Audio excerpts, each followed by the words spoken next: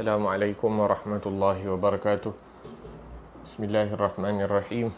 Nawayna ta'alluma wa ta'lim wa tadhakura wa tadhkir wa naf'a wal intifa' wal ifadah wal istifadah wal hatha ala tamassuki bi kitabillahi ta'ala wa sunnati rasulih sallallahu alaihi wasallam wa du'a ila al-huda wa dalalata ala al-khair ibtigha wajhillah wa mardatihi wa qurbihi wa thawabihi subhanahu wa ta'ala. Allahumma inna nas'aluka fahman nabiyyin wa hifdhal mursalin wa ilhamal malaikatil muqarrabin. Allahumma aghnina bil ilm wa zayyina bil hilm wa akrimna bit taqwa wa jamilna bil afiyah. Allahumma akhrijna min dhulumatil waham wa akrimna bi nuril fahm. Subhanaka la ilma lana illa ma 'allamtana innaka antal alimul hakim. Rabbi shrah li sadri wa yassir li amri wahlul 'uqdatan min lisani yafqahu qawli wa saddid lisani wahdi qalbi bihaqqi sayidina Muhammadin sallallahu alaihi wasallam. Telah berkata Al-Imam Hujjatul Islam Abu Hamid Al-Ghazali rahimahullahu ta'ala, wa nafa'ana bihi wa bi'ulumihi wa bi'ulumi sa'iris salihina ila yaumidina ila anqal. Muka surat 25. Adab-adab melaksanakan ketaatan. Apabila engkau telah selesai daripada berwuduk, maka angkatlah penglihatanmu ke langit dan baca olehmu, Ashhadu an la ilaha illallah wahdahu la syarikalah wa ashhadu anna Muhammadan abduhu wa rasuluh. Subhanakallahumma wa bihamdika ashhadu an la ilaha illa anta amiltu su'an wa zalamtu nafsi astaghfiruka wa atubu ilaika faghfirli wa tub alayya innaka antat tawwabur rahim. Allahumma ja'alni minat tawwabin wa ja'alni minal mutatahhirin wa ja'alni min ibadikas salihin waj'alni saburan syakura waj'alni adhkuruka dhikran kathira wa usabbihuka bukratan wa asila. Artinya, aku bersaksi bahawa tiada Tuhan melainkan Allah Ta'ala yang Esa, tidak ada syarikat baginya dan ataupun tidak ada sekutu baginya, dan aku bersaksi bahawa Nabi Muhammad itu hamba Allah dan Rasulnya. Maha suci engkau, wahai Tuhan, dan disertai dengan segala pujian bagimu. Aku bersaksi bahawa tidak ada Tuhan kecuali engkau. Aku telah berbuat kesalahan dan aku bertaubat kepadamu, maka ampunilah daku dan terimalah taubatku. Sesungguhnya engkau Tuhan yang menerima taubat hamba-Mu dan engkau sangat kasih sayang kepada mereka.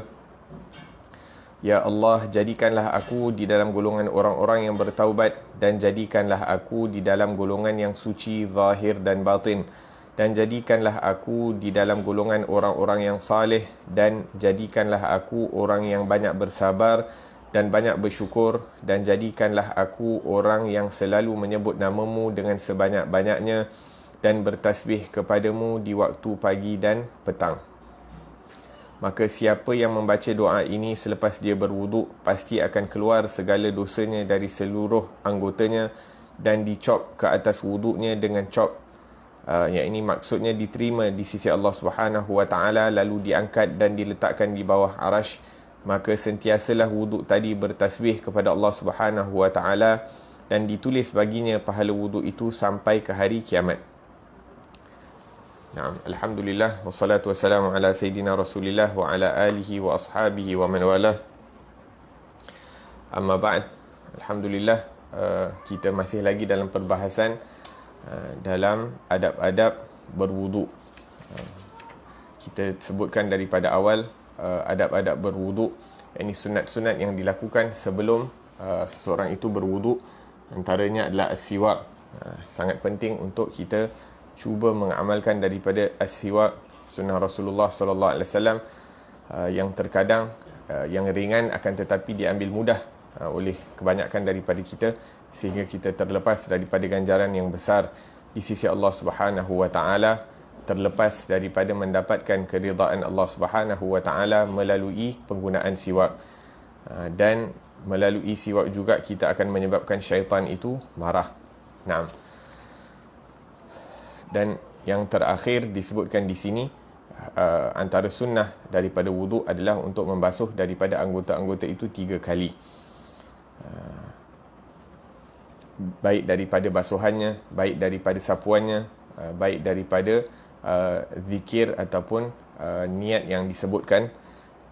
Na'am, wa amad du'a ila a'dha faqala an-Nawawi. Adapun doa-doa seketika membasuh daripada anggota tubuh badan. Yang ini kita sebutkan daripada basuh tangan ada doa dia. Apabila kita basuh muka ada doa dia, basuh tangan sehingga ke siku ada doa dia, menyapu kepala ada doa dia dan sebagainya. Maka Imam Nawawi mengatakan wa innama lam yaji fihi syai'un 'anin nabi sallallahu alaihi wasallam. Doa-doa yang warid itu bukanlah datangnya daripada Rasulullah sallallahu alaihi wasallam, ianya datang daripada doa-doa orang-orang soleh. Sebahagian daripada mereka menambah dan sebahagian daripada mereka mengurangkan. Yang ini mengikut kehadiran hati kita bersama Allah Subhanahu wa taala, mengikut kreativiti kita untuk memohon daripada Allah Subhanahu wa taala pada waktu-waktu tersebut, maka akan diberikan oleh Allah Subhanahu wa taala permintaan kita sesuai dengan kesungguhan dan kebersihan hati kita sewaktu meminta. Naam. Disebutkan di sini apabila kita selesai daripada at-taharah, daripada berwuduk, maka hendaklah kita melihat ke atas, sama ada ke langit ataupun kalau kita berada dalam bangunan maka kita lihat ke arah bumbung, iaitu ke atas. Dan juga kita angkat tangan kita menghadap kiblat. Kita angkat tangan dan kita menghadap kepada kiblat. Mengarahkan dada kita itu ke arah kiblat. Kerana apa? Kerana langit ini merupakan kiblatnya doa. Kerana langit itu merupakan kiblatnya doa, dan setiap hajat-hajat hamba Allah Subhanahu wa taala itu pengkabulannya akan diberikan daripada khazanah yang tersimpan di bawah arasy-Nya Allah Subhanahu wa taala. Maka kita seakan-akan memohon agar supaya hajat-hajat kita yang tersimpan di bawah arasy-Nya Allah Subhanahu wa taala itu diturunkan kepada kita. Dan kenapa kita menghadap kiblat untuk berdoa? Kerana ianya merupakan arah yang paling mulia. Arah yang paling mulia itu adalah arah kiblat. Naam, maka arah selainnya itu naam, arah yang paling mulia merupakan arahnya al-qiblah. Maka doa, kita baca doa yang disebutkan tadi, asyhadu an la ilaha illallah wahdahu la syarikalah wa asyhadu anna muhammadan abduhu wa rasuluh subhanakallahumma wa bihamdika asyhadu an la ilaha illa anta amiltu su'an. Iaitu aku melakukan dosa, aku melakukan kesalahan, dan ianya menyebabkan ataupun pada hakikatnya aku telah menzalimi diri sendiri. Sama ada dosa itu terhadap diri kita sendiri ataupun kita melakukan kesalahan terhadap orang lain, akan tetapi pada hakikatnya kezaliman itu kembali kepada diri kita sendiri. Maka kita mohon pengampunan daripada Allah Subhanahu wa taala agar supaya ditutup segala dosa dan kesalahan kita, dan diangkat arahan agar supaya kita diazab. Maksudnya kita dah melakukan kesalahan, kita mohon ditutup kesalahan tersebut, dan kita mohon daripada Allah agar supaya tidak menghukum kita di atas kesalahan yang telah ditutupkan oleh Allah Subhanahu wa taala. Ini kes dah tutup, khalas, kita tak nak dihukum dengan kes tersebut. Wa atubu ilaik, dan kita mohon at-taubah. Kita mohon agar taubat kita diterima oleh Allah Subhanahu wa taala, dan sifat orang yang bersalah itu sentiasa merendahkan diri, merasa hina, merasa kebutuhan ataupun keperluannya terhadap pengampunan daripada Allah Subhanahu wa taala, dan merasakan tidak ada orang lain yang mampu untuk memohon untuk mengampunkan dosanya kecuali Allah Subhanahu wa taala. Na'am, faghfirli wa tub alayya. Ampunkanlah aku dan terimalah taubatku, iaitu selamatkanlah aku agar supaya aku tidak tergelincir dalam melakukan kemaksiatan. Waj'alni minat tawwabin. Ya Allah, jadikanlah aku di kalangan orang-orang yang sering kembali kepada kamu. Iaitu tawwabin, orang yang banyak bertaubat. Taubat, kemudian bertaubat lagi, kemudian bertaubat lagi. Orang yang sering melakukan taubat. Sama ada selepas dia melakukan satu dosa, dia bertaubat. Melakukan satu dosa, dia bertaubat. Ataupun walaupun dia tak melakukan dosa, dia bertaubat atas perkara yang sama. Iaitu mungkin dia telah lakukan satu dosa, tapi hari ini dia bertaubat atas dosa tersebut. Esok pun dia bertaubat atas dosa yang sama. Lusa pun dia bertaubat atas dosa yang sama, dengan harapan agar supaya dosa itu dihilangkan sepenuhnya daripada catatan ataupun buku catatan. Nah, waj'alni minal mutatahhirin. Jadikanlah aku di kalangan orang-orang yang bersih, bersih hatinya, sehingga melakukan ketaatan itu ikhlas kepada Allah Subhanahu wa taala. tidak dikotorkan hatinya itu dengan dosa-dosa yang telah dilakukan. Disebutkan dalam hadis, apabila seorang hamba itu melakukan satu dosa, maka akan ada titik hitam pada hatinya. Kalau dia bertaubat, titik itu akan dihilangkan. Tapi kalau dia berterusan dalam melakukan dosa, maka titik hitam yang baru akan muncul pada hati tersebut, sehinggalah hati tersebut akan menghitam ataupun menjadi gelap, sehingga kegelapan hati itu akan menjadi penghalang daripada cahaya untuk masuk.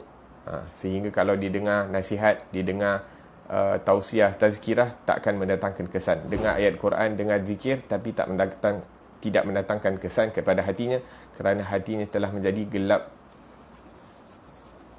gelita. Naam.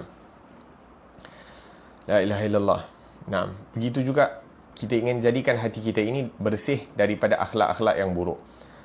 Dan di sini terdapat satu isyarah, satu tanda bahawa yang kita mampu untuk bersihkan adalah dan anggota tubuh badan kita. Kita mampu untuk membersihkan tubuh badan kita ini daripada najis.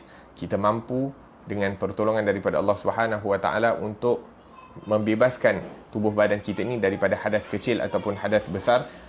Adapun daripada batin kita ini, iaitu dosa-dosa dan akhlak-akhlak yang buruk dan akidah ataupun kebergantungan hati kita itu kepada selain daripada Allah Subhanahu Wa Taala itu berada pada tangannya Allah Subhanahu Wa Taala. Maka kita memohon daripada Allah, seperti mana kita berusaha untuk membersihkan tubuh badan kita ini daripada hadas ataupun daripada najis, kita mohon daripada Allah agar supaya hati kita ini dibersihkan daripada sifat-sifat yang buruk, daripada keyakinan-keyakinan yang songsang dan sebagainya. Naam, waj'alni min ibadika salihin, dan jadikanlah aku di kalangan hamba-hambamu yang saleh. Apakah sifat orang saleh? Orang yang saleh itu sentiasa menunaikan hak-hak Allah Subhanahu Wa Taala dan juga menunaikan hak-hak hamba-Nya Allah Subhanahu Wa Taala. Setiap mereka yang mempunyai hak kepada kita, kita berusaha sedaya upaya untuk menunaikan hak mereka. Waj'alni saburan syakura. Ya Allah, jadikanlah aku hamba yang mempunyai dua sifat yang mulia, sifat sabar dan sifat syukur. Bersabar dalam melakukan ketaatan, bersabar dalam meninggalkan kemaksiatan, bersabar atas ujian yang diberikan dan sebagainya, bersabar atas qada dan qadarnya Allah Subhanahu Wa Taala, atas ketetapan Allah Subhanahu Wa Taala, dan juga bersyukur atas segala nikmat yang Allah Subhanahu Wa Taala berikan. Subhanallah, betapa kurangnya kita dalam bersyukur kepada Allah Subhanahu Wa Taala, yang mana Allah Subhanahu Wa Taala menyebutkan wa qalilun min ibadiyasy syakur, dan sangat sedikit daripada hamba-hambaku yang bersyukur. Semoga kita dijadikan daripada golongan orang-orang yang sedikit yang bersifat dengan sifat syukur yang sebenar kepada Allah Subhanahu Wa Taala. Amin, Allahumma amin. Waj'alni adhkuruka dzikran katsira, dan jadikanlah aku daripada orang-orang yang banyak mengingat akan Allah Subhanahu Wa Taala. Banyak faedah berzikir, banyak faedah mengingat akan Allah Subhanahu Wa Taala. Yang mana doa ni menjadi asbab untuk kita ingat kepada Allah Subhanahu Wa Taala. Kita hidup di zaman yang mana kurang kita ingat kepada Allah, dan banyak perkara-perkara yang melalaikan kita daripada Allah Subhanahu Wa Taala dan negeri akhirat. Maka kita memohon daripada Allah Subhanahu Wa Taala agar supaya kita tidak lalai daripada Allah, walaupun mempunyai kesibukan dan tugas harian, tapi kita sentiasa ingat kepada Allah Subhanahu Wa Taala. Wa usabbihuka bukratan wa asila, dan aku berzikir, bertasbih kepada kamu siang dan malam. Naam. Dan juga boleh untuk kita ulang daripada doa ini 3 kali. Disebutkan barang siapa yang membaca daripada doa ini selepas wuduknya, maka dosa-dosanya diampunkan daripada seluruh anggota tubuh badannya. Naam. Dan apabila dia membaca doa ini, seakan-akan dia akan mendapat cop mohor penerimaan, pengkabulan daripada Allah Subhanahu Wa Taala. Apa maksud cop mohor penerimaan? Maksudnya dia akan dipelihara daripada melakukan apa-apa yang akan memusnahkan pahala wuduk tersebut. Dan antara yang memusnahkan pahala wuduk tersebut, kata ulama, adalah waliyadzubillah, meninggalkan daripada agama. Perkara yang akan memusnahkan pahala wuduk tersebut adalah meninggalkan agama, waliyadzubillah, murtad. Naam. Maka orang yang membaca daripada doa selepas wuduk ini seakan-akan diberi jaminan bahawa dia tidak akan meninggal ataupun tidak akan terkeluar daripada agama Islam. Maksudnya dia akan meninggal dalam keimanan, husnul khatimah indal maut. Maka doanya singkat, tak akan ambil masa 1 minit, akan tetapi kita mendapat jaminan untuk meninggal dunia atas kalimah la ilaha illallah Muhammadur Rasulullah. Dan doa ini akan diangkat dan diletakkan di bawah arasy-Nya Allah Subhanahu wa taala, dan ataupun wuduk itu akan diangkat dan diletakkan bawah arasy-Nya Allah Subhanahu wa taala, dan dia akan bertasbih kepada Allah Subhanahu wa taala, dan pahala tasbih itu akan dapat kepada orang yang berwuduk sehingga hari kiamat. Maka lagi banyak kita berwuduk dan membaca doa ini, lebih banyak pahala yang akan kita dapat, ataupun pasif pahala. Pahala yang kita buat, kita tak buat physically, tapi dia punya pahala duk masuk. Dia macam amal jariah, lebih kurang macam tu, passive income. Ila yaumil qiyamah wa yatajaddad dhalika bi tajaddudil wudu, bi ta'addudil wudu. Makin banyak wuduk yang kita lakukan, makin banyak pahala yang akan kita dapat daripada Allah Subhanahu wa taala. Dan apabila Allah ingin memberikan kepada seseorang, tidak ada yang dapat menghalang daripada pemberiannya Allah Subhanahu wa taala. Allah sebutkan dalam Al-Quran, ma yaftahillahu linnasi min rahmatin fala mumtikalah. Apabila Allah ingin membukakan pintu rahmat dan pemberiannya kepada hamba-Nya, tak ada orang yang dapat boleh menghalang. Dan apabila Allah Subhanahu wa taala telah menutup pintu rahmatnya kepada seseorang hamba, waliyadzubillah, maka tidak ada seorang pun yang mampu untuk membukanya. La ilaha illallah. Naam. Dan disebutkan di sini, apabila dibacakan selepas satu wuduk doa ni 3 kali, maka pahala tu ditulis untuk 3 kali doa yang dibaca. Dan ini tidak mustahil bagi Allah Subhanahu wa taala. Kemudian tidak disebutkan dalam kitab ini, tapi dikatakan bahawa bagus untuk seseorang itu baca selepas baca doa ini surah Inna Anzalnahu fi Lailatul Qadr. Barang siapa yang membaca sekali akan ditulis sebagai salah seorang daripada siddiqin, orang yang jujur, orang yang benar, ataupun akan dibangkitkan bersama-sama orang yang jujur dan benar pada hari kiamat. Dan barang siapa baca surah Inna Anzalna ni 2 kali, maka dia akan ditulis ataupun dibangkitkan bersama orang-orang yang mati syahid pada hari kiamat. Dan barang siapa yang membaca 3 kali akan dibangkitkan pada hari kiamat ini bersama para-para nabi. Walhasil, membaca surah Inna Anzalna fi Lailatul Qadr juga tidak mengambil masa yang lama. Paling banyak baca 2 kali, 3 kali, baca 3 kali itu mungkin 5 minit ataupun 2-3 minit, akan dapat pahala. Kita akan dapat dibangkitkan bersama VIP-nya Allah Subhanahu wa taala. Kemudian disebutkan juga bagus untuk baca doa Allahumma ghfir li dhanbi, ya Allah ampunkanlah dosaku, wa wasi' li fi dari, dan luaskanlah rumahku. Luaskan rumah ni boleh jadi kita dapat rumah yang besar, boleh jadi luas itu daripada segi makna ketenteraman. Kita rasa tenang, kita rasa aman, kita rasa seronok dengan rumah yang diberikan oleh Allah Subhanahu wa taala kepada kita. Wa barik li fi rizqi, dan berkatilah rezekiku, wala taftinni bima zawaita anni, dan jangan engkau uji aku dengan perkara-perkara yang diambil daripada aku. La ilaha illallah. Naam. Dan disebutkan bahawa kalau kita ambil wuduk dengan bekas, sunnah untuk kita ambil wuduk daripada bekas supaya tidak membazir. Bekas wuduk tu mungkin kalau kita boleh ambil wuduk dengan mungkin air 500 ml ataupun mungkin 1 liter. Kalau 500 ml tak cukup, yang mana Rasulullah sallallahu alaihi wasallam tidak membazir dalam mengambil wuduk. Jadi dia ambil mengikut kadar yang sedikit daripada air wuduk, tapi sempurna wuduknya Rasulullah sallallahu alaihi wasallam. Jadi kalau air yang kita ambil daripada bekas tu tak habis, disunnahkan untuk kita minum daripada sisa air wuduk tersebut. Dan disebutkan dalam riwayat bahawa barang ianya akan menjadi syifa, penyembuh bagi segala penyakit. Naam. Disebutkan juga bahawa yundab idamatul wudu' lima warada fil hadithil qudsi. Disunnahkan untuk kita sentiasa berada di dalam keadaan berwuduk. Kerana apa? Kerana Allah Subhanahu wa taala berfirman kepada Nabi Musa, "Ya Musa, idza asabatka musibatun wa anta ala ghairi wudu'in fala talumanna illa nafsaka wahai Musa, kalau kamu ditimpa sesuatu musibah, terkena ain, terkena gangguan dan sebagainya, dalam keadaan kamu tidak berwuduk, maka jangan salahkan sesiapa melainkan diri kamu sendiri. Kerana wuduk ini silahul mukmin. Wuduk ini seakan-akan benteng ataupun shield untuk orang-orang yang beriman. Maka kalau boleh untuk sentiasa berada dalam keadaan wuduk, maka lakukannya.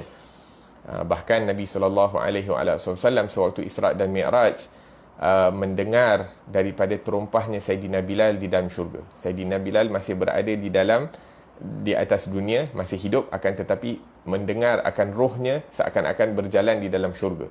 Rohnya berjalan dalam syurga. Maka Rasulullah SAW bertanya kepada Sayyidina Bilal, apa amalan kamu sehingga aku dapat mendengar terumpah kamu berjalan di dalam syurga? La ilaha illallah. Di sini menunjukkan roh-roh orang-orang salih ni, walaupun tubuh badannya berada di dunia, akan tetapi disebabkan amal ibadahnya yang diterima oleh Allah, hatinya sentiasa terpaut kepada Allah Subhanahu wa taala, maka seakan-akan rohnya itu berada di dalam syurganya Allah Subhanahu wa taala. Allahumma ja'alna minhum. Semoga Allah jadikan kita di kalangan mereka. Jadi Sayyidina Bilal mengatakan kepada Rasulullah, ya Rasulullah, aku tak ada amalan apa-apa.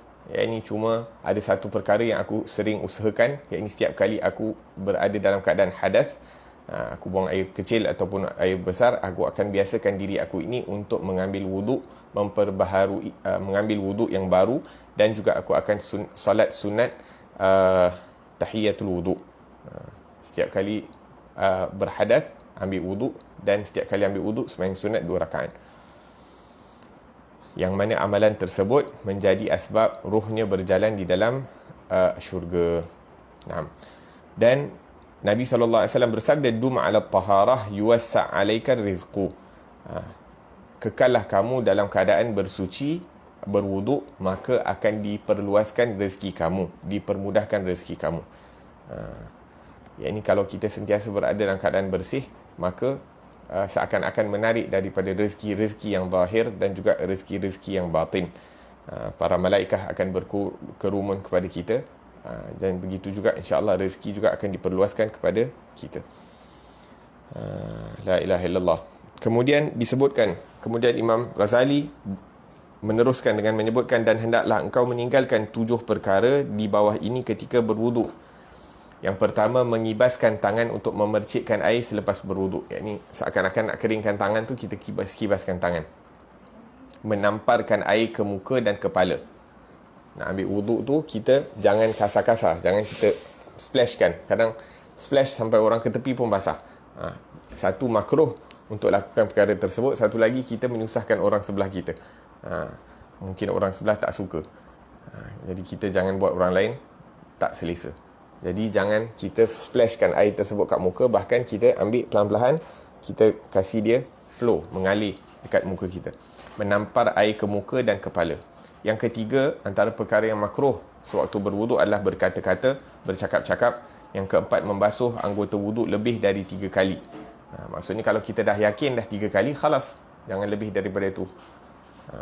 Nabi SAW menyebutkan, orang yang bertambah lebih telah menzalimi dirinya. Yang kelima, menggunakan air tanpa ada hajat, tetapi hanya semata-mata was-was. Membazir.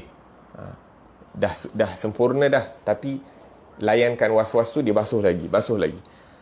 Dan syaitan yang mengganggu orang sedang berwuduk ini namanya walhan. Ini ada satu syaitan yang ditugaskan untuk mengganggu daripada wuduknya seseorang.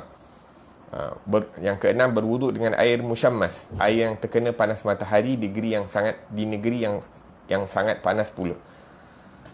7, berwuduk dengan menggunakan benjana-benjana dari tembaga. Maka yang 7 ini hukumnya makruh ketika berwuduk, dan tersebut pula dalam hadis, inna man dzakarallah inda wudu'ihi taharallahu jasadahu kullahu wa man lam yadhkurillaha lam yathhur minhu illa ma asabahu al-ma'. Sesungguhnya barang siapa yang menyebut nama Allah Subhanahu wa taala ketika berwuduk, maka Allah Subhanahu wa taala mensucikan semua jasadnya. Tetapi barang siapa yang tidak menyebut nama Allah Subhanahu wa taala ketika berwuduk, maka tidak suci daripada jasadnya kecuali hanya anggota yang terkena air sahaja. La ilaha illallah. Naam.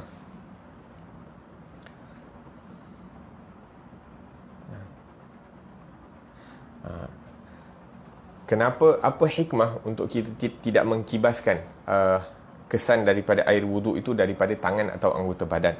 Kerana mengibaskan macam tu seakan-akan kita nak mengeluarkan diri daripada ibadah. Wuduk itu ibadah, maka bila kita mengkibaskan air wuduk daripada anggota tubuh badan kita itu, seakan-akan kita nak membebaskan diri daripada ibadah, maka itu tidak dianjurkan. Begitu juga mengelap daripada air wuduk tanpa ada keuzuran. Yang kita lepas ambil wuduk, kita lap muka, tangan dengan towel apa semua. Tidak dianjurkan, ataupun kalau tidak ada keuzuran. Adapun kalau kita ada keuzuran, contohnya kita dekat negeri yang sangat sejuk, tengah winter sejuk, jadi lepas ambil wuduk tu kita lap, tak jadi masalah. Kalau ada keuzuran, maka menjadi sunat untuk kita lakukan perkara tersebut. Naam.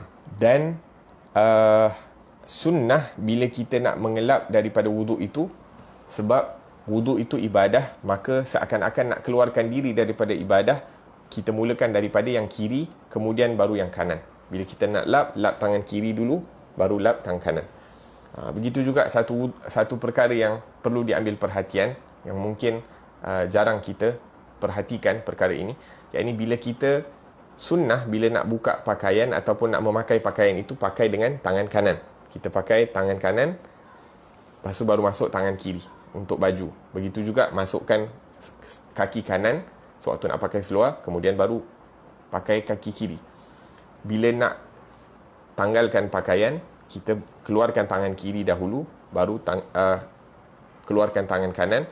Bila nak tanggalkan seluar, kaki kiri dulu, baru kaki kanan.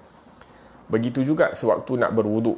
Nak berwuduk ni, bila kita nak angkat tangan kan, kita nak singsing baju ni, ulama bagi tahu, bila kita nak singsing baju tangan tu, kita angkat yang kiri dulu. Sebab apa? Sebab tu kita nak seakan-akan macam nak buka baju. Jadi kita angkat singsing tangan kiri dulu, barulah singsing yang kanan. Kemudian bila selesai wuduk, kita turunkan yang kanan dulu. Sebab tu nak pakai, kita turunkan yang kanan, barulah yang kiri. Dan ini merupakan amalan-amalan orang-orang saleh yang mana mereka ini sangat teliti dalam melakukan ataupun dalam menjalankan sunnah-sunnahnya Rasulullah sallallahu alaihi wasallam, sehingga diceritakan bahawa satu orang saleh ni yang sangat ambil berat tentang al-wudu ataupun terhadap sunnahnya Rasulullah sallallahu alaihi wasallam. Bila beliau sakit, jadi orang lain yang terpaksa mewudukkan dia. Jadi bila orang nak singsing baju tangan baju dia, jadi orang tu singsing tangan kanan dulu. Jadi dia buat isyarat mata menunjukkan bahawa singsing, seakan-akan nak mengangkat tu kena tangan kiri dulu, kemudian baru tangan kanan. Hatta dalam keadaan sakit tidak meninggalkan daripada sunnah Rasulullah sallallahu alaihi wasallam. Dan kita sebutkan pada pengajian yang lalu bahawa Allahumma inna nas'aluka al-yumna wal barakah. Antara sunnah Nabi ini memulakan daripada yang kanan. Kerana kanan itu membawa barakah dan membawa tuah. Dan sebaliknya, kiri itu seakan-akan mendatangkan keburukan. Naam. La ilaha illallah. Jadi bila kita nak lap tubuh badan kita ni daripada contohnya daripada air wuduk pun, kita mulakan daripada yang kiri dahulu, baru yang kanan. La ilaha illallah. Maka fayambaghi al-bada'ah fihi bil yusra liyabqa atharuha 'ala al-ashraf. Salah satu lagi sebab supaya apa? Supaya kebasahan basahan air wuduk itu kekal pada tangan yang lebih mulia itu lebih lama. Tangan kanan. Jadi kita lap yang kiri, kemudian baru yang kanan.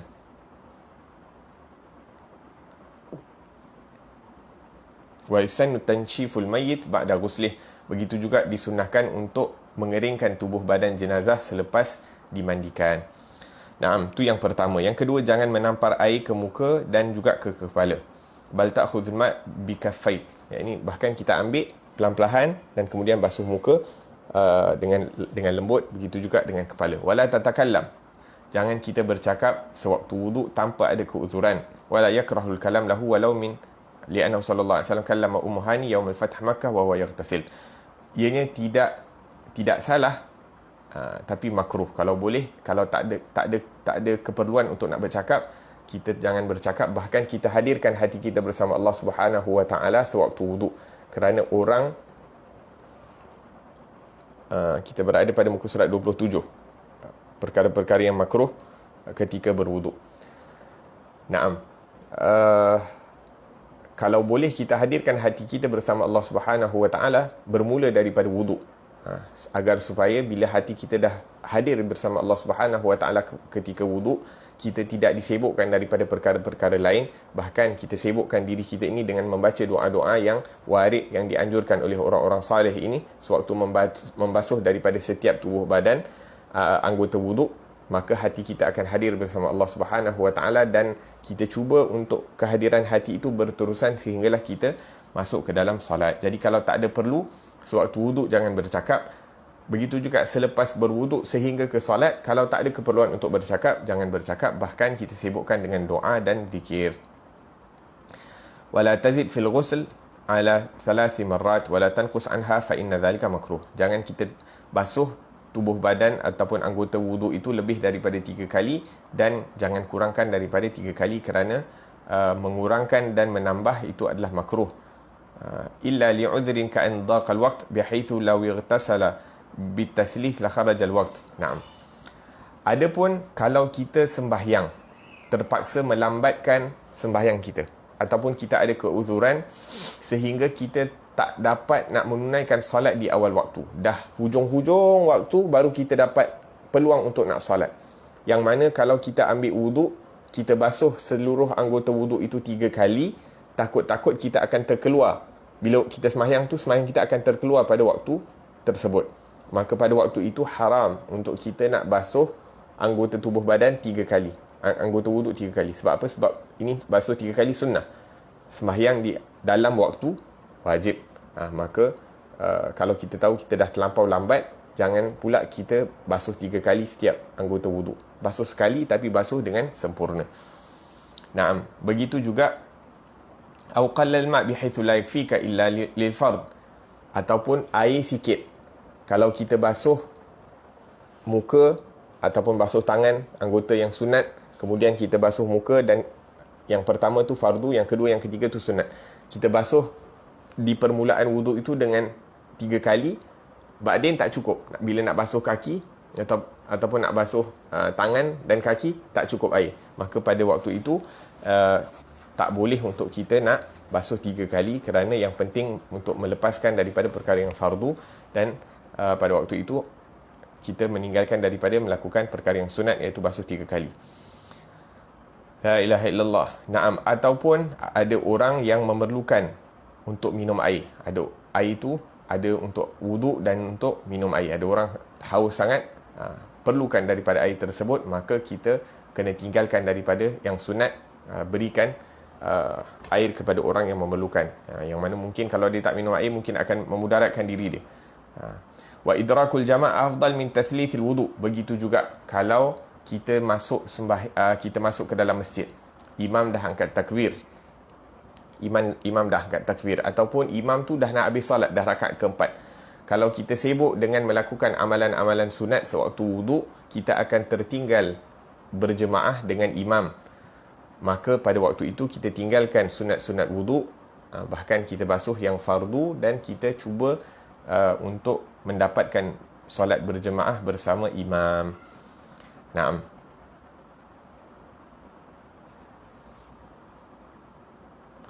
Wasairu adabihi allati lam yaqul al-mukhalif biwujubiha. Naam. Kemudian wala takthur sabbul ma' bihaitsu yazid ala ma yakfihi al-adu. Dan jangan pula kita bila nak ambil wuduk itu, kita gunakan air lebih daripada apa yang diperlukan. Sebagai contoh, kita buka tap kan? Kita buka tap. Boleh buka sikit je, tapi kita dah terbiasa, air kat Malaysia banyak, maka kita pun buka sepuas hati sampai habis. Itu membazir. Dan ianya makruh sewaktu wuduk.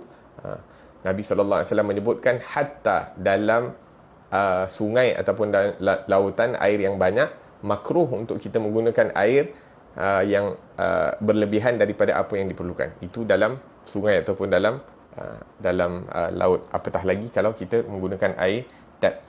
Min ghairi hajah, tanpa ada keperluan. Walau ala syatti nahar fadzalika makruh idza kana bimujarradil waswasah wa kana al-ma' mamlukan aw mubahan. Ini makruh bila air itu kepunyaan kita, milik kita. Kita yang bayar bil air. Maksudnya kita ambil wuduk dekat rumah, kita membazir sewaktu berwuduk, itu pun dah salah. Wuduk, berwuduk ataupun mandi wajib dan sebagainya berlebihan pun dah jadi makruh. Apatah lagi kalau kita ambil air wuduk tu dekat masjid, air itu diwakafkan untuk berwuduk, maka haram kalau kita israf, membazir. La ilaha illallah. Bahkan sebahagian ulama' kalau dia ambil wuduk di masjid, hatta yang sunat ditinggalkan kerana takut dia membazir. La ilaha illallah. Ini berjaga-jaganya para ulama' tentang harta yang bukan milik mereka.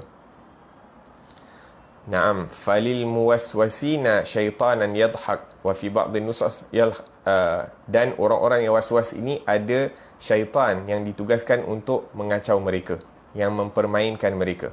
Yang disebutkan namanya adalah al-walhan. Naam, sehingga seseorang itu menjadi waswas, ambil wuduk banyak kali ataupun menggunakan air yang banyak sewaktu wuduk. Wa dzakara ba'dhum anna li iblis tis'atin minal aulad. Disebutkan dalam riwayat bahawa iblis ni ada 9 anak. Likulli minhum ismun wa amal. Setiap anak iblis itu ada nama dan juga ada tugas masing-masing. Antaranya Khanzab. Khanzab ni tugas dia apa? Tugas dia untuk waswaskan orang dalam salat.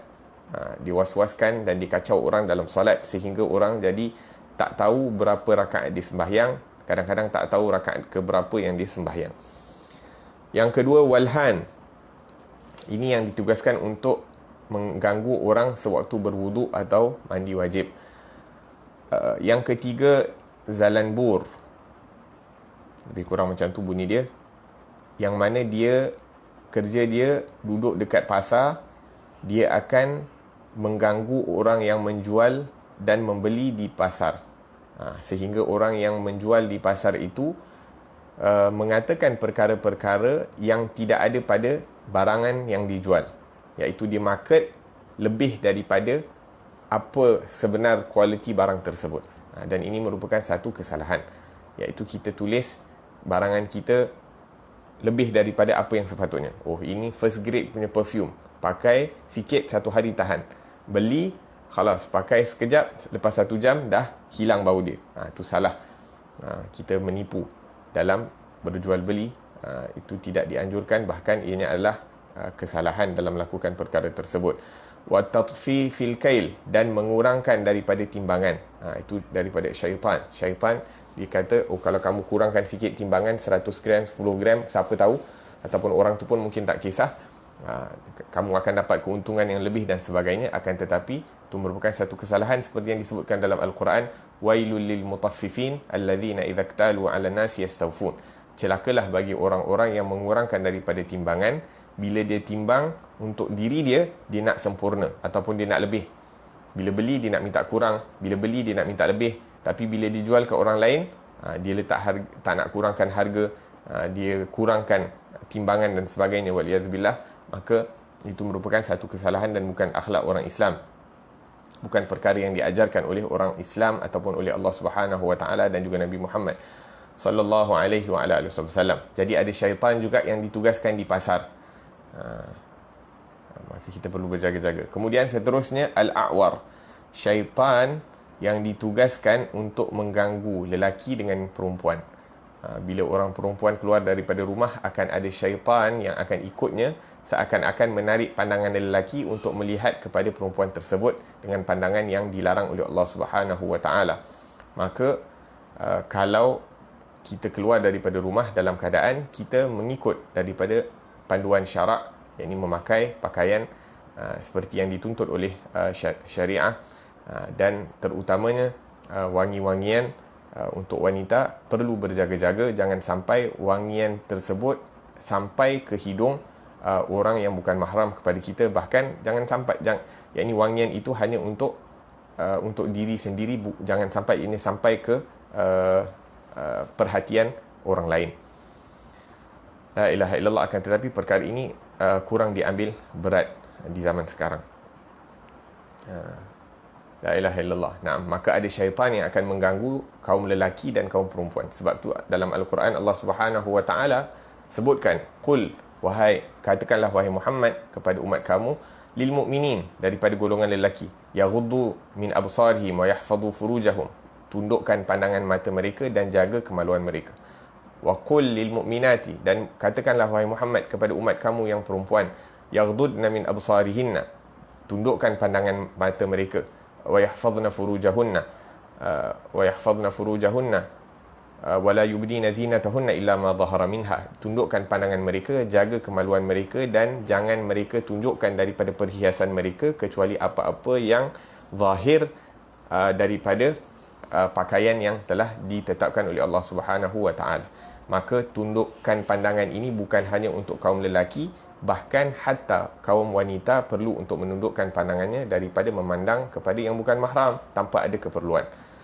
Tanpa ada keperluan, tak perlu untuk nak memandang. Dan sunnah Rasulullah sallallahu alaihi wasallam, pandangannya lebih banyak ke tanah daripada kiri dan kanan. Yakni Rasulullah bukan orang yang bila berjalan itu dia notice semua benda. Macam kita kan bila jalan, tengok kereta, kita jalan, kita tengok nombor plate, kita jalan, kita tengok muka orang, kita jalan, kita tengok rumah, kiri dan kanan, kita jalan, kita hafal semua benda. Kita tengok signboard dan sebagainya, billboard. Akan tetapi Rasulullah sallallahu alaihi wasallam jullu nadharuhu ilal ard. Pandangan Rasulullah itu fokusnya adalah ke bawah. Salah satu tanda tawaduknya Rasulullah sallallahu alaihi wasallam sentiasa memandang ke bawah.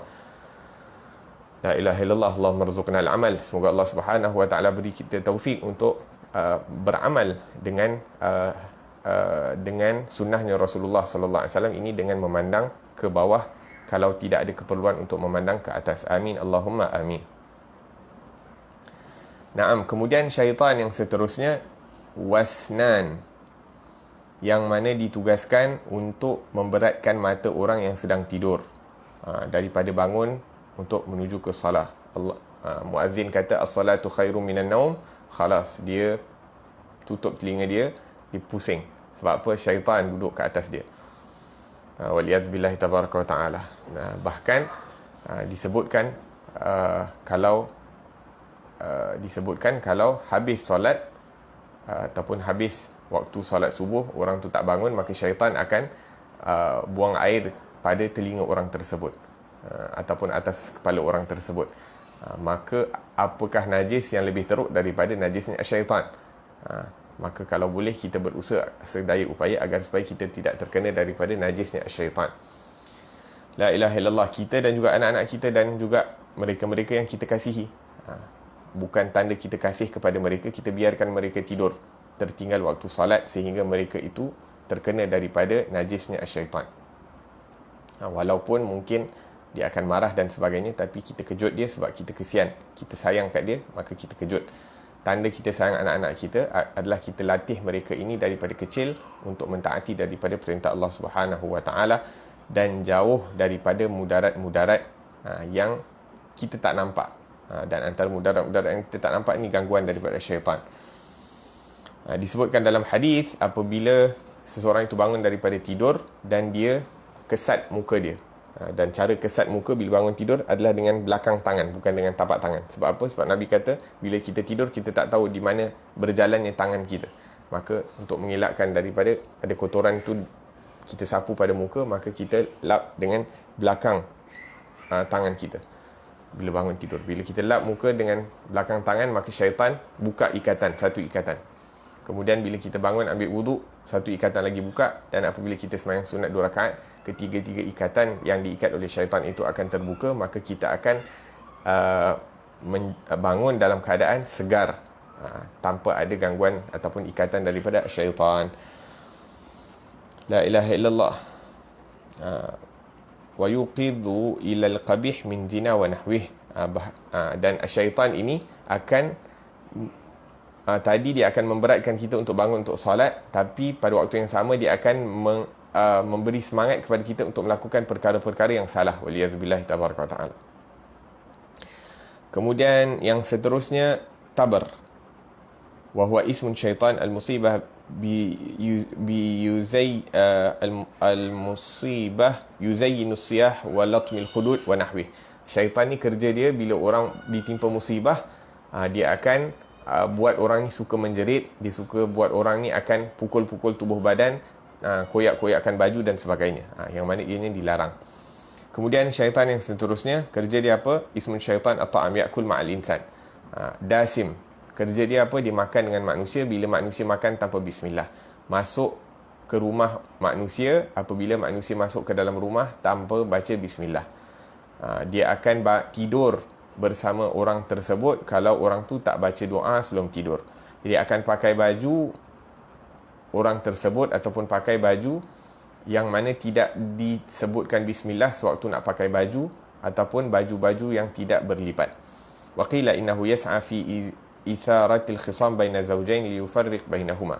Ada yang menyebutkan bahawa syaitan ni juga kerja dia untuk mendatangkan persengketaan di antara suami dan isteri, sehingga kalau boleh dia nak ianya berpisah. Waliyadzubillah tabaraka ta'ala. Jadi penting kita baca doa sewaktu masuk rumah, penting kita baca doa sewaktu makan dan minum, penting kita baca doa, amalkan sunnah-sunnah Rasulullah sewaktu kita nak pakai baju dan sebagainya, yang mana ini kesemuanya akan mendatangkan cahaya, mendatangkan keberkatan, dan yang penting sekali mendatangkan keridaan dan kecintaan daripada Allah Subhanahu wa taala, kerana kita menghidupkan daripada sunnah nabinya, kekasihnya Rasulullah sallallahu alaihi wasallam. Syaitan yang seterusnya matun, lebih kurang macam tu, yuqal wa huwa sahibul akhbar al-kadhibah. Kerja dia apa?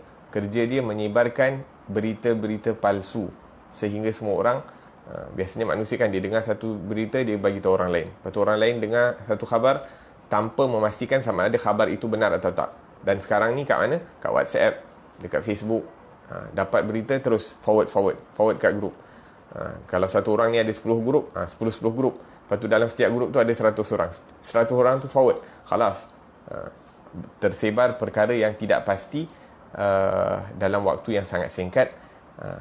Nabi SAW menyebutkan, kafa bil mar'i kadiban an yuhaddith bi kulli ma yasma'. Cukup seseorang itu dianggap sebagai seorang pendusta apabila dia menceritakan setiap apa yang dia dengar.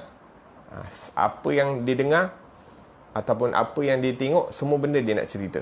Waliyadzubillah tabaraka ta'ala. Cukup, kata Rasulullah, dia dianggap sebagai seorang pendusta apabila dia nak cerita dan nak cakap semua benda yang dia nampak dan dia lihat. Musibah. Orang yang beriman, min husni islamil mar'i tarkuhu ma la ya'ni. Antara kesempurnaan Islam seseorang itu, dia tidak melakukan perkara yang tidak ada kena-mengena dengan dia. Man kana yu'minu billahi wal yawmil akhir falyaqul khairan aw liyasmut. Barang siapa beriman kepada Allah dan hari akhirat, maka dia hanya mengatakan perkara yang baik ataupun dia berdiam diri. Maka kalau tak ada keperluan untuk nak berkata-kata, nak bercakap, berdiam diri ahsan. Dan apabila kita menunjukkan sifat itu, maka orang yang berada di sekeliling kita pun akan mengikuti daripada sifat tersebut. Dan kalau kita mungkin berat untuk nak melakukan perkara tersebut, maka kita perlu usaha. Antara yang ditunjukkan oleh as-sahabah, antaranya Sayyidina Abu Bakar As-Siddiq radhiyallahu anhu, beliau untuk mengelakkan daripada berkata perkara yang tidak ada keperluan, sedangkan ini merupakan sahabat Nabi yang paling hebat. Thaniyatnaini idhuma, berdua-duaan bersama Rasulullah sallallahu alaihi wasallam ketika berada di Gua Thawr, ketika berhijrah. Orang yang dipilih oleh Allah Subhanahu wa taala, sahabat yang disebutkan tentangnya di dalam Al-Quran. Tak ada sahabat lain yang disebutkan di dalam Al-Quran. Orang yang hebat di sisi Allah Subhanahu wa taala, akan tetapi hatta Sayyidina Abu Bakar As-Siddiq, dia meletakkan batu di dalam lidahnya, dalam mulutnya. Bila dia perlu untuk berkata-kata, baru dikeluarkan balik. Kerana dia tahu betapa bahayanya lidah ini, maka dia melakukan perkara tersebut. Apatah lagi kita. Perlu untuk kita mendidik diri kita untuk tidak berkata-kata perkara yang tidak ada keperluan. Allahumma akrimna bidzalik.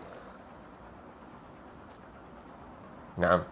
Kemudian yang terakhir, syaitan yang terakhir disebutkan al-abyad, muwakkal bil anbiya wal awliya. Tugas dia ni yang paling besar. Dia kacau para nabi dan para kekasih Allah Subhanahu wa taala. Adapun para nabi terselamat daripada gangguan syaitan. Adapun daripada para kekasih Allah Subhanahu wa taala, mereka terpaksa bermujahadah untuk menyelamatkan diri daripada gangguan syaitan. barang siapa yang diselamatkan oleh Allah akan selamat, barang siapa yang tergelincir akan tergelincir. Itu merupakan riwayat tentang syaitan, kisah-kisah syaitan yang ditugaskan untuk mengganggu manusia. Naam. Kemudian perkara makruh yang seterusnya, jangan menggunakan air musyammas. Iaitu air musyammas ini air yang terkena panas matahari di bumi ataupun di negara yang sangat panas. Kita dekat Malaysia ni tak ada air musyammas lah. Dia air tempat-tempat yang sangat panas, macam Kota Makkah, Kota Madinah, Yaman dan sebagainya, tempat-tempat yang sangat panas, dan air itu diletakkan dalam bekas tembaga, sehingga apabila air yang berada dalam bekas tembaga itu terkena panas yang sangat terkena matahari yang sangat panas, maka tembaga itu seakan-akan akan mengeluarkan benda-benda yang akan memudaratkan tubuh badan manusia. Dia makruh untuk menggunakan air musyammas ini apabila air itu berada dalam keadaan sangat panas. Adapun air yang dah terkena matahari yang sangat panas tu menjadi sejuk balik, maka makruh tu terangkat. Iaitu hukum makruh itu terangkat bila air tu dah menjadi sejuk balik.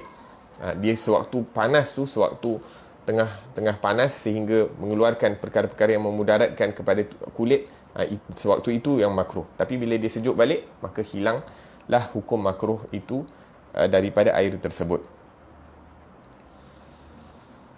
Naam. Disebutkan bahawa satu kali Sayyidatina Aisyah telah memanaskan air pada matahari untuk Rasulullah sallallahu alaihi wasallam. Maka Nabi sallallahu alaihi wasallam mengatakan, la taf'ali ya Humaira, jangan kamu lakukan tersebut wahai Humaira. Humaira ni merupakan gelaran yang diberikan ataupun nickname yang Nabi berikan kepada Sayyidatina Aisyah. Humaira ataupun Hamra bermakna merah. Seakan-akan Nabi mengatakan Sayyidatina Aisyah ni, yang sifat dia putih kemerah-merahan. Fa'innahu yurisul baras, kerana air musyammas itu akan menyebabkan orang kena penyakit baras, kusta, yakni sopak pada kulit. Naam. Begitu juga yang disebutkan tentang daripada Sayyidina Umar Al-Khattab radhiyallahu anhu, beliau mengatakan, la taghsilu bil ma'il musyammas fa innahu yurisul baras, jangan kamu bermandi dengan air musyammas kerana ia akan menyebabkan penyakit kulit.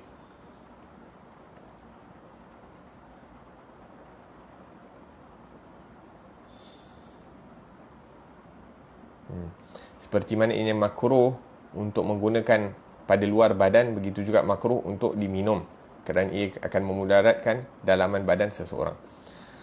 Maka ini merupakan perkara-perkara yang makruh. Mungkin ada lagi disebutkan perkara-perkara makruh dalam kitab-kitab fiqh yang lain, akan tetapi ini yang disebutkan oleh Imam Ghazali rahimahullah. Dan disebutkan bahawa barang siapa yang berzikir kepada Allah Subhanahu wa taala ataupun membacakan doa-doa sewaktu mengambil wuduk, sewaktu membasuh daripada anggota wuduk, Allah Subhanahu wa taala akan membersihkan, mensucikan seluruh jasadnya. Adapun mereka-mereka yang tidak berzikir kepada Allah, tidak membaca doa, maka tubuh badan yang terkena daripada basuhan air wuduk sahaja yang akan bersih. Naam. Maksudnya kalau kita di permulaan wuduk tu tak baca bismillah ataupun tak baca doa, maka yang bersih hanyalah anggota-anggota yang terkena wuduk.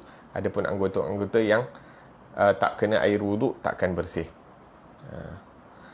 Kemudian ada lagi perbahasan di sini yang menyebutkan tentang di mana ataupun sunnah untuk kita mempunyai wuduk sewaktu melakukan setengah-setengah perkara, yang mana kita akan sambung pada pengajian yang akan datang insya-Allah taala. Semoga Allah Subhanahu wa taala beri kita taufik untuk mengamalkan apa yang telah dibahaskan, apa yang telah disampaikan di sini, dan tujuan kita mempelajari daripada ilmu itu adalah untuk mengamalkannya, bukan hanya sebagai maklumat, bukan hanya sebagai masuk telinga kanan keluar telinga kiri. Kita niat, kita pasang niat dalam hati, ya Allah berikanlah aku kekuatan untuk mengamalkan daripada ilmu tersebut. Dan ilmu ini apabila diamalkan, insya-Allah akan mendatangkan keberkatan walaupun sedikit. Walaupun sedikit ilmu, tapi bila diamalkan insya-Allah akan mendatangkan keberkatan kepada diri orang tersebut. Amin Allahumma amin. ربنا انفعنا بما علمتنا ربي علمنا الذي ينفعنا ربي فقهنا وفقه أهلنا وقرابات لنا في ديننا مع أهل القتر أنثى وذكر ربي وفقنا وفقهم لما ترتضي قولا وفعلا كرما وارزق الكل حلالا دائما وأخلا أتقياء علماء نحظى بالخير ونكفى كل شر ربنا واصلح لنا كل شؤون وأقر بالرضا منك العيون واقض عنا ربنا كل ديون قبل أن تأتينا رسل المنون واغفر واستر أنت أكرم من ستر وصلاة الله تغشى المصطفى من إلى الحق دعانا والوفى بكتاب فيه للناس شفاء وعلى الآل الكرام شرفاء وعلى الصحب المصابيح الغرار اللهم اهدنا بهداك واجعلنا ممن يسارع في رضاك ولا تولنا وليا سواك ولا تجعلنا ممن خالف أمرك وعصاك وحسبنا الله ونعم الوكيل ولا حول ولا قوة إلا بالله العلي العظيم صلى الله على سيدنا محمد وعلى آله وصحبه وسلم والحمد لله رب العالمين. السلام عليكم ورحمة الله وبركاته.